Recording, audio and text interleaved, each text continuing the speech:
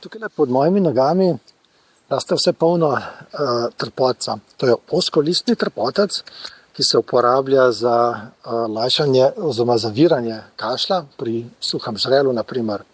Potem je pa tam naprej tudi širokolistni, ki se uporablja za rane, pa še srednjega imamo pri nas, ki se pa lahko v oba namena uporablja. Ste se kdaj vprašali, zakaj širokolistni ravno za rane, ozkolistni pa za kašelj?